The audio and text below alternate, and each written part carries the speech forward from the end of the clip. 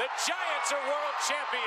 Here you see the 2010 San Francisco Giants. They just won their first World Series title in 56 years. What you may not have known is that while the Giants won the NL West, they only sat in first place for 20% of the season. They nearly lost that first place spot on the last day of the season. It all came down to a game against the San Diego Padres, a team that had spent 80% of the season in first place. But one inning in the final game of the season altered the paths of these two teams for an entire decade. Before we check out that inning, let's see how both of these teams were put into that situation. Heading into the 2010 season, the Padres nor the Giants were in a great place. While each team seemed to be trending in different directions according to their 2009 records, neither team was predicted to produce anything of note in 2010. The Padres were led by star first baseman Adrian Gonzalez. We wouldn't know it yet, but this would be Agon's final season with the team, as he was traded to the Red Sox after the 2010 season. The Giants had some very impactful players, such as two-time Cy Young winner Tim Lincecum, all-star Matt Kane, and Pablo Sandoval, who had just come off a very impressive first full season. Each team began the season as expected. The Giants were over 500 while the Padres were under 500. However, by late April, the Padres had taken the first place spot in the NL West. This can be attributed to an 8-game winning streak, including 2 walk-off home runs and a sweep of the Giants. After May 7th, the Padres maintained tight control of the first place spot, a position they would hold for many months. How did this happen? Well, players like Scott Hairston, Chase Headley, Will Venable, and Yorvit Torrealba were on hot streaks. Along with Adrian Gonzalez, there was a formidable offense developing. However, the pitching was off to a hot start too, with players such as Chris Young, John Garland, and Wade LeBlanc. Unfortunately, Young actually injured his right shoulder in April, leading him to miss most of the season. However, the Padres were still in a good place, but the question was whether this team was for real. Well, as the weeks progressed, the Padres maintained their first place position, though they spent much of May and June only 1 or 2 games ahead of the second place teams. Between May 7th and July 11th, the final game before the All-Star game, the Padres never had a losing streak of more than 3 games. Speaking of the All-Star game, 2 players represented the Padres, Adrian Gonzalez and Heath Bell. Speaking of Bell, I have to bring up this moment. While it wasn't in 2010, in 2011, Heath Bell would provide one of the more interesting entrances in All-Star game history. By this point in the season, some of the hitters had cooled off, but the pitching staff was surprisingly one of the best in the National League. So what was lying ahead for the Padres in the second half of the season? Well, they went 9-5 for the rest of July, so that's pretty decent. However, the month of August would be a mixed bag. Between August 10th and August 19th, the Padres went 10-1, leading the division by as much as 6 games. Unfortunately, they ended the month on a 6-game losing streak. Then they lost the first 4 games of September. At the same time, the Giants were winning, specifically 5 of the first 6 games in September. A 3-game losing streak by the Padres in mid-September would be enough to put the Giants back in first place. The last 5 games of September would be devastating for the Padres, as they lost 4 of 5 to end the month. The Giants were now 3 games ahead. How did the team who spent a portion of July in 4th place climb all the way back to first place with 3 games left in the season?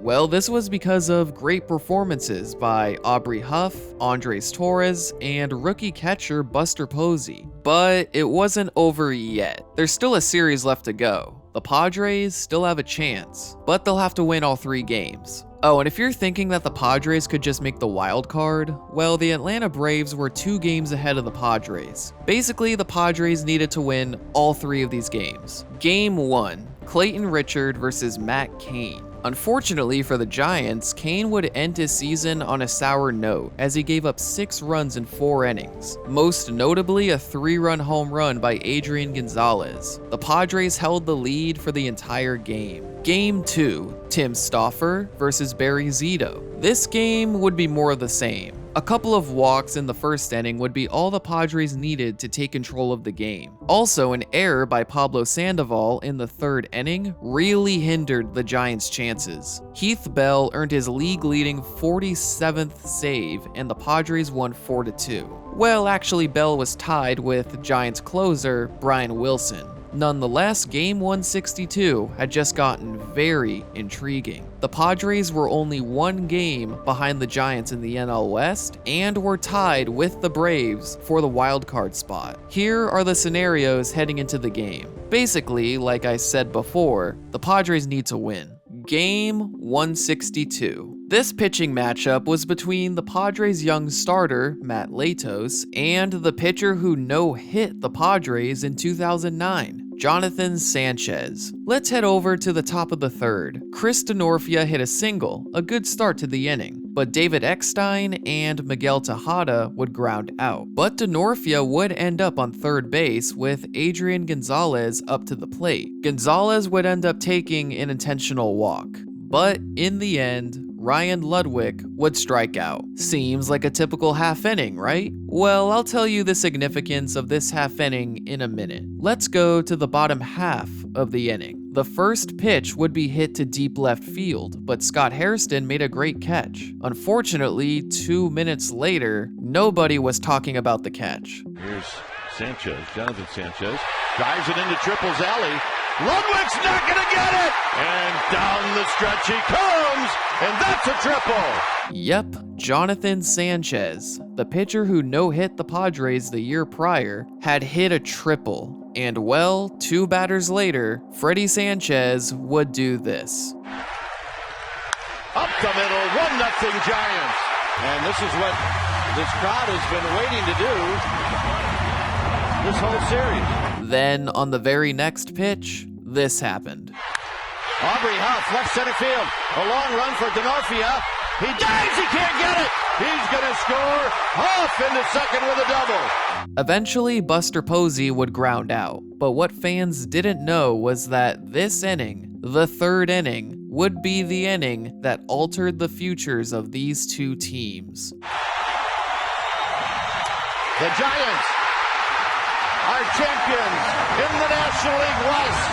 Remember how Heath Bell tied Wilson for the league lead in saves the night before? Well, Wilson just took that crown in the most heartbreaking way possible. The Giants were now in the playoffs, and because the Braves won, the Padres were not going to the playoffs. By the way, look at the box score of the Braves game. The Padres were nearly back in it, but it just wasn't meant to be. In all seriousness, why was the third inning of Game 162 the inning that changed everything? Well, in the top half of the inning, Chris Denorfia reached third base. This would be the only instance in the entire game where a Padres base runner would reach third base. A few runners would reach second base, only one reached third. In the bottom half of the inning, Latos gave up a triple to the pitcher, leading to the first 2 runs of the game. This inning was an early nail in the coffin, not just for this season, but for the rest of the 2010s for the Padres. After the season, they traded Adrian Gonzalez to the Red Sox. In the 2011 offseason, they traded Matt Latos. After the 2010 season, the Padres didn't have a single winning record until 2020. As for the Giants, this game was the beginning of a dynasty.